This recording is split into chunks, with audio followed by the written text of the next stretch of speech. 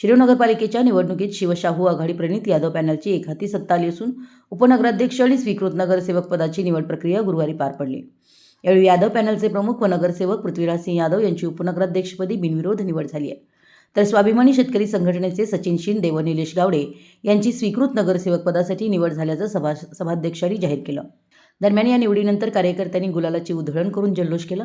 येथील शिरोळ पालिकेच्या निवडणुकीत सत्तांतर होऊन शिवशाहू आघाडी प्रणित यादव पॅनलची एकतर्फी सत्ता आली आहे।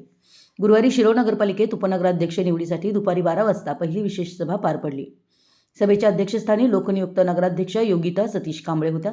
उपनगराध्यक्ष पदासाठी नामनिर्देशन दाखल करण्याच्या मुदतीत पृथ्वीराज सिंह यादव यांचा एकमेव अर्ज झाल्यानं सभेच्या अध्यक्षा नगराध्यक्ष कांबळे यांनी उपनगराध्यक्षपदी यादव यांची निवड जाहीर झाल्याचं सांगितलं। तसेच स्वीकृत नगरसेवक पदासाठी प्रथमतः स्वाभिमानी शेतकरी संघटनेचे सचिन शिंदे आणि युवा सामाजिक कार्यकर्ते निलेश गावडे यांना संधी मिळाली।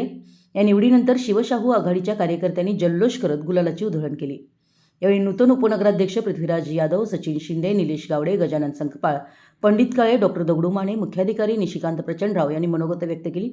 यावेळी यादव पॅनलचे नवनिर्वाचित नगरसेवक विदुला यादव, अनिता संकपाळ, सविता पुजारी, रेखा कोरे, दीपाली फल्ले, कल्पना काळे, अनुराधा गुरव, सुवर्णा कांबळे, उल्हास आवळे, राहुल कोळी, विजय आर्गे, शरद मोरे, दीपक भाट, ओंकार माने गावडे यांच्यासह प्रकाश गावडे, बाबा पाटील, दरगू गावडे, आनंदराव माने देशमुख, रावसाहेब माने, मानसिंग पाटील, बीजी माने, करण जगदाळे, गजानन संकपाळ, पंडित काळे, सत्यजित गुरव, अक्षय गवळी, धनाजी पाटील नर्देकर, शक्तिजित गुरव, सौरभ राजू शेट्टी, अमर राजपूत, प्रतीक उदय जगदाळे, मंजूर मेस्त्री यांच्यासह मान्यवर उपस्थित होते।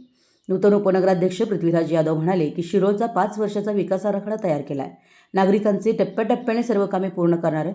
सुरुवातीला उपलब्ध निधीतून 100 दिवसांचा आराखडा तयार केला असून 5 वर्षात सुमारे 500 कोटींची विकास कामं आम्ही पूर्ण करणार असल्याचा विश्वास यावेळी त्यांनी व्यक्त केला। मराठी एस न्यूजसाठी शिरोळहून दिलीप कोळी।